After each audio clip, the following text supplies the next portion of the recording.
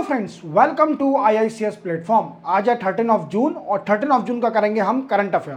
तो चलिए lecture start करते हैं। लेक्चर स्टार्ट करने से पहले हम जान लेते हैं कि कुवैत में जो 40 लोग मरे हैं एक बिल्डिंग में, जिसमें 200 लोग थे इंडियन लेबर जो एक बिल्डिंग में रह रही थी, जिसमें से 40 लोगों की मृत्यु हो गई है क्योंकि उस बिल्डिंग में आग लग गई थी।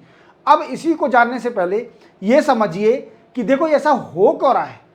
देखो, आप जानते हो कि इंडिया की population approximately more than 140 crore है और इस पॉपुलेशन में कई लोग ऐसे हैं जो इलिटरेट हैं और उन इलिटरेटों को सिर्फ ओनली एक ही काम आता है, दैट इज कॉल्ड लेबर। और हमारे इंडिया में इतना वेज नहीं मिलता है लेबरों को, तो वो मिडिल ईस्ट कंट्री जैसे UAE, कुवैत यहाँ पर आके जॉब करते हैं। जैसा कि डेटा बताया जा रहा है कि जो कुवैत की पॉपुलेशन है वो 12% पॉपुलेशन तो इंडियन ही की है उसके अंदर, और 30% वर्कफोर्स जो कुवैत में काम कर रही है वो इंडियन है। पर आप इस बात को भी समझिए कि कुवैत में जो लेबर काम कर रही है या UAE में जो लेबर काम कर रही है उनकी कंडीशन इतनी वनरेबल है, मींस अनहाइजेनिक कंडीशन में रहते हैं, बिल्कुल कंडीशन को टॉलरेट करने वाली कंडीशन नहीं है। इस चीज़ को इंडिया को सोचना चाहिए कि कुवैत में जो लेबर काम कर रही है, UAE में लेबर काम कर रही है, उनकी इतनी बुरी कंडीशन क्यों है और उनको ह्यूमन की तरह ट्रीट क्यों नहीं करा जा रहा है, जैसे सिटीजन की तरह ट्रीट क्यों नहीं करा जा रहा है। ऐसा पैसा क्या जो जानी चले जाए। पैसा मैटर नहीं करता है, अपनी हेल्थ मैटर करती है, क्योंकि पैसा तो इंसान कमा ही लेगा अपनी लाइफ में कभी ना कभी। चलते अपन स्टार्ट करते हैं लेक्चर अपना। फर्स्ट न्यूज़ है अग्निवीर। देखो मेरे दोस्तों, अभी आपको पता हो अग्निवीर स्कीम आई थी। कब आई थी? नरेंद्र मोदी साहब ने 2022 में एक स्कीम निकाली थी अग्निवीर। अब ये क्या है? तो इस स्कीम में मेरे दोस्तों 4 साल के लिए, 4 ईयर के लिए रिक्रूट करे जाएंगे लोगों को इन 3 सर्विस। कौन सी 3 सर्विस? 3 सर्विसेज। कौन सी? Army, navy and air force. अब इनको रिक्रूट करने के साथ 4 साल बाद आफ्टर 4 ईयर इसमें से 25% जो वर्कफोर्स है जिनको अपॉइंट किया है वो कंटिन्यू करेंगे, continue in regular service, regular services. और जो 75% रिमेनिंग जो हैं उनको बोल दिया जाएगा टाटा, जाइए आपकी। वॉट आई मीन्स, अब इसका अपोजिशन पार्टी, जितनी भी अपोजिशन पार्टी थी उन्होंने इसका क्रिटिसिज्म किया। क्यों क्रिटिसिज्म किया? इसलिए क्रिटिसिज्म किया क्योंकि आप देखिए जो बच्चे, जो भी एस्पिरेंट इस अग्निवीर स्कीम को ज्वाइन करते हैं, देन आफ्टर उनके आफ्टर 4 ईयर, 4 साल के बाद क्या होगा, ये भी मैटर करता है कि 4 साल के बाद उनका क्या होगा, क्योंकि 25% तो रेगुलर रिक्रूटमेंट हो जाएंगे और 75% रह जाएंगे। अब उनका क्या होगा? तो कई सारी पार्टी इस स्कीम का क्रिटिसिज्म कर रही थी। इसके कई सारे ड्राफ्ट आए, कई चेंजेस आए, पर गवर्नमेंट ने अभी कोई अप्रूव नहीं किया है। अभी एक नया सजेशन आया है आर्मी की तरफ से, वो अपन समझते हैं। देखो, आर्मी ने बोला है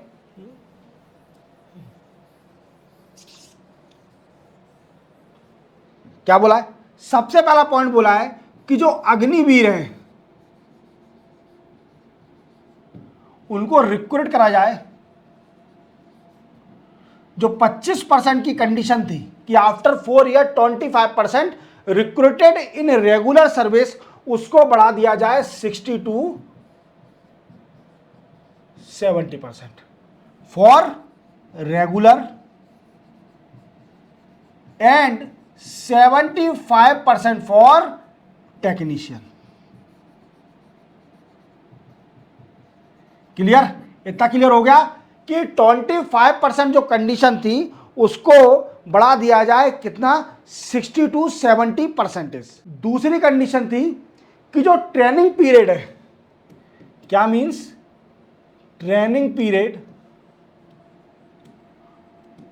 उसको भी बढ़ा दिया जाए, ट्रेनिंग पीरियड को बढ़ा दिया जाए। और जो 4 साल के लिए रिक्रूट करे जा रहे थे 4 ईयर के लिए, उसको 7 ईयर कर दिया जाए। कितना कर दिया जाए? 7 ईयर। अब 7 ईयर से क्या होगा कि उनको पेंशन मिलने लगेगी। क्या मिलने लगेगी? पेंशन का मिलने लगेगी। These are the recommendation that are propose by the arm force. देखो ग्रुप ऑफ 7 की मीटिंग होने वाली है। आपको मैंने कई लेक्चर में बताया है कि ग्रुप ऑफ 7 की मीटिंग होनी है इटली के अंदर। कहां पर होनी है? इटली के अंदर। अब ये क्या होता है? तो ये 7 कंट्रियों का ग्रुप है, 7 कंट्रियों का ग्रुप जो कि डेवलप्ड है। क्या है मेरे दोस्तों? डेवलप्ड कंट्रियां हैं। क्या है? डेवलप्ड कंट्रियां। सर कौन कौन सी कंट्रियां हैं ऐसी जो कि इसमें ग्रुप में मेंबर हैं? तो सबसे पहले अपन देखें, अगर नॉर्थ अमेरिका के कॉन्टिनेंट से देखा जाए तो यूएसए एंड कनाडा। क्लियर?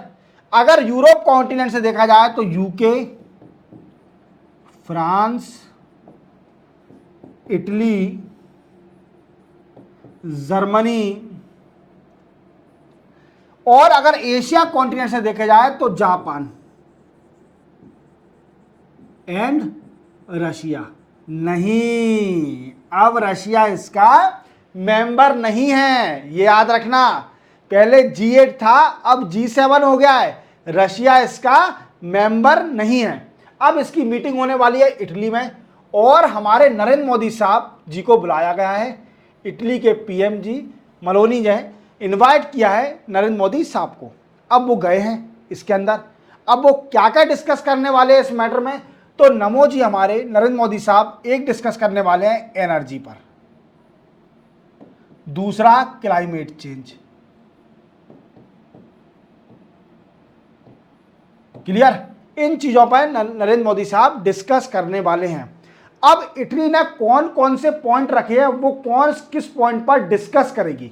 देखो इटली इस G7 में डिस्कस करने वाली है सबसे पहले यूक्रेन और रशिया के ऊपर। रशिया वार, यूक्रेन और रशिया के ऊपर डिस्कस करने वाली है, पहला पॉइंट। दूसरा पॉइंट क्या कहता है? दूसरा पॉइंट है मिडिल ईस्ट। दूसरा पॉइंट क्या है? मिडिल ईस्ट पर डिस्कस करने वाली है। ठीक है।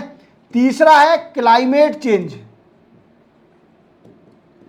अब सर जो मिडिल ईस्ट आपने बताया वो कौन सी कंट्री पर डिस्कस? देखो मिडिल ईस्ट क्या, मैंने इसराइल और हमास का जो वार चल रहा है उस पर डिस्कस करने वाली है। क्लियर? मिडिल ईस्ट कंट्रियां। क्लियर? और तीसरा क्लाइमेट चेंज, चौथा एनर्जी, और main point discuss with developing country. What I means, discussion on relation with developing country and emerging country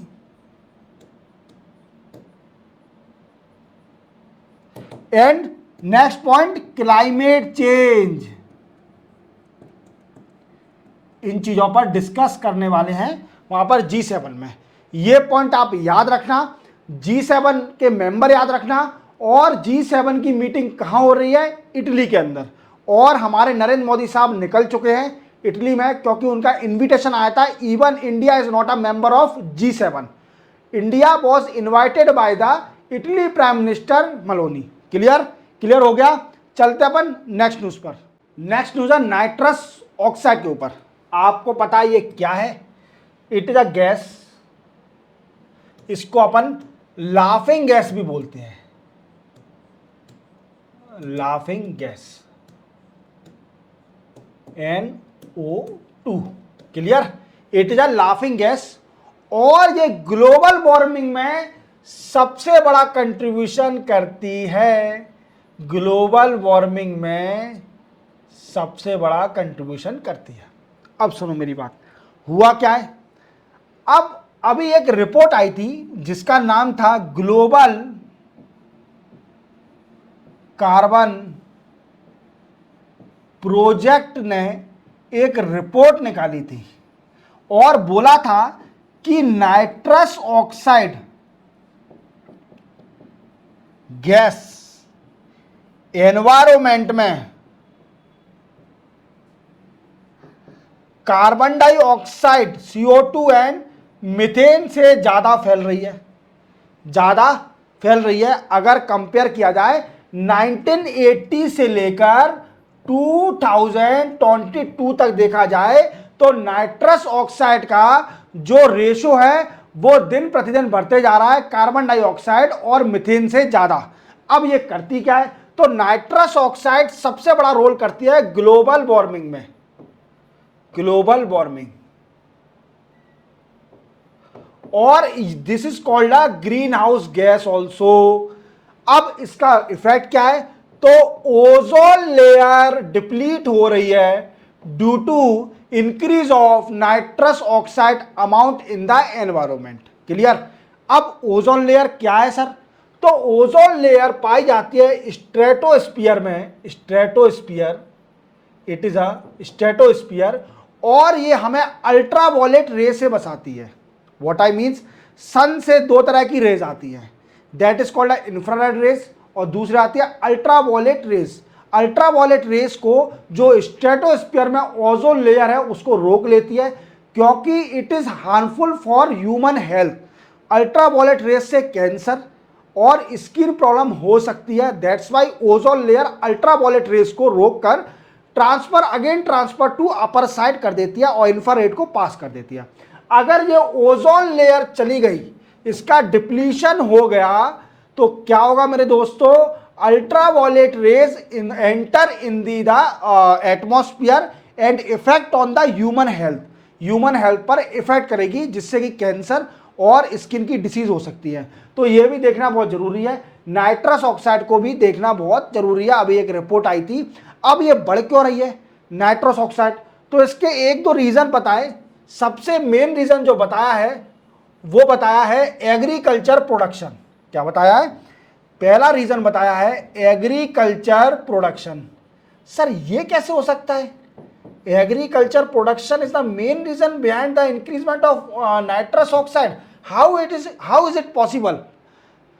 देखो, किसान जो होते हैं वो अपनी प्रोडक्टिविटी बढ़ाने के लिए क्या करते हैं, प्रोडक्टिविटी बढ़ाने के लिए क्या करते हैं, वो करते हैं नाइट्रोजन फर्टिलाइजर का यूज। किसका करते हैं, नाइट्रोजन फर्टिलाइजर का यूज करते हैं, एनिमल मैन्योर का यूज करते हैं, that lead to enhancement of nitrous oxide, that lead to enhancement of the nitrous oxide. Nitrous oxide बढ़ने का कारण क्या है कि एग्रीकल्चर प्रोडक्शन जो कर रहे हैं, किसान कर रहे हैं, जो नाइट्रोजन फर्टिलाइजर का यूज कर रहे हैं, that is a main reason behind increase of nitrous oxide in the environment, then carbon dioxide and methane. ठीक है, और ये 273 टाइम्स हार्मफुल है, it is harmful then CO2 and methane, CO2 and methane.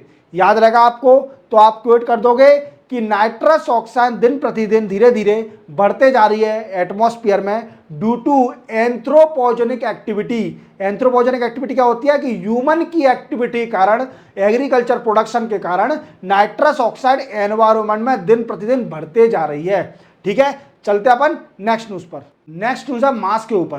क्या हुआ है दोस्तों, आप जैसे जानते हो कि हमारे अहमदाबाद में, इंडिया के अहमदाबाद में एक फिजिकल रिसर्च लेबोरेटरी है। क्या है, laboratory, PRL, physical research laboratory. अब ये क्या करती है और इसने क्या किया है ऐसा कि जिससे ये न्यूज में है, तो देखो मार्स पर इसने डिस्कवर की है, डिस्कवर 3 क्रेटर। अरे सर क्रेटर क्या होता है, क्रेटर तो समझाइए, क्रेटर है क्या। क्रेटर क्या होते हैं, ये होल होते हैं pit on the surface of the planet, बड़े बड़े होल, बड़े बड़े पिट, और ये on the surface of planet. अब ये किससे बनते हैं, due to volcanic activity, volcanic activities, volcanic activities क्या होती है? जो वॉल्केनो होते हैं उसके कारण जो बड़े बड़े पिट बनते हैं, बड़े बड़े होल बनते हैं, that is called a crater. समझ में आ गया? अब ऐसे ही PRL ने 3 क्रेटर को खोजा है, डिस्कवर किया है और उनके नाम भी रख दिए। क्या नाम रख दिए? उनके नाम भी रख दिए। अब जैसा पहला नाम रखा है मुर्सर, मुर्सर क्रेटर, मुर्सर क्रेटर। ये क्या है? किसके नाम पर रखा है? Name after cities in UP. UP में मुर्सर नाम की सिटी है, उसके नाम पर एक रखा है इस क्रेटर का नाम मुर्सर क्रेटर। दूसरा रखा है हिलसार, हिलसार क्रेटर। ये किस पर रखा है?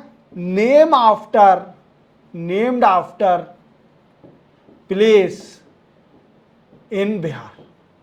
बिहार में एक जगह है जिसका नाम है हिलसार और उसके नाम पर यह नाम रखा है। तीसरा क्रेटर का नाम रखा है लाल, लाल, लाल क्रेटर। लाल क्रेटर रखा है नाम देवेंद्र, देवेंद्र लाल जी जो हैं, जो कि डायरेक्टर थे किसके? PRL के अप टू 1983 तक। ठीक है, 1983 तक जो डायरेक्टर थे किसके? देवेंद्र पाल जी PRL के, उनके नाम पर रखा है लाल क्रेटर। तो क्रेटर समझ में आ गया। और डिस्कवर क्या करा है? मार्स में 3 क्रेटर। अब इससे क्या होगा कि देखो, आप जानते हो मार्स पर भी रिसर्च चल रही है कि वो कहते हैं कि अर्थ लाइक प्लेनेट है, वहां पर पानी की फैसिलिटी भी है और ऑक्सीजन भी खोजी जा सकती है। तो इसी बात से दूसरा प्लेनेट रहने के लिए, खोजने के लिए चल रही है प्रोसेस, मार्स में ढूंढा जा रहा है पानी। तो इसी वजह से 3 क्रेटर भी मिले थे इंडिया को, जो कि PRL रिसर्च डिस्कवर कराया 3 क्रेटर, जिनके नाम इंडियन नाम भी रखे गए हैं क्रेटरों के। तो याद रखना। चलते अपन नेक्स्ट न्यूज पर। नेक्स्ट न्यूज है हमारी जन औषधि केंद्र। अब ये क्या होता है? देखो, ये क्या कर रहे हैं? ये ले रहे हैं जेनेरिक ड्रग्स। क्या ले रहे हैं? Generic drugs. ये क्या होता है सर जी जेनेरिक ड्रग्स? नई टर्मिनोलॉजी बता रहे हो। देखो, 2 तरह के ड्रग्स होते हैं। एक होता है कंपनी नेम ड्रग्स, जिसको कंपनी बनाती है, कंपनी नेम ड्रग्स जिसको कंपनी बनाती है, और एक होता है जेनेरिक ड्रग्स। अब कंपनी नेम ड्रग्स क्या होता है? जो कंपनी खुद इन्वेंट करती है, जिसको खुद बनाती है, जिसका फॉर्मूला खुद रिसर्च करके बनाती है, that is called a company name drugs. अब क्या होता है, कुछ कंपनियां क्या करती है, वो इस कंपनी से पेटेंट ले लेती हैं, पेटेंट ले लेती हैं कि हम आपकी कंपनी का प्रोडक्ट बनाएंगे, फॉर्मूला हमको दे दीजिए और आपको रॉयल्टी देंगे। क्या करेंगे? रॉयल्टी आपको देंगे। अब इसी के साथ जेनेरिक ड्रग्स बन जाता है, पर ये कॉस्ट इफेक्टिव होता है। व्हाट आई मीन्स, सस्ता बहुत होता है, ये बड़ा कॉस्टली होता है और ये सस्ता होता है। अब इंडिया इसका सबसे बड़ा मार्केट है। इंडिया मार्केट सबसे बड़ा जेनेरिक ड्रग्स का। किसका? जेनेरिक ड्रग्स का। और यहां पर गवर्नमेंट ने स्कीम निकाली जन औषधि केंद्र।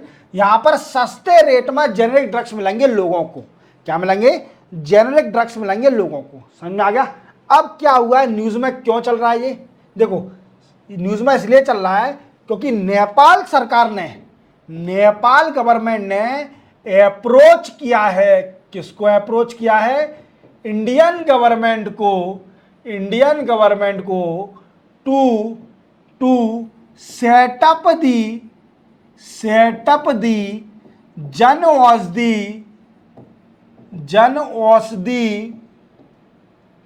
केंद्र in Nepal to provide the cost effective generic drugs to the population of Nepal.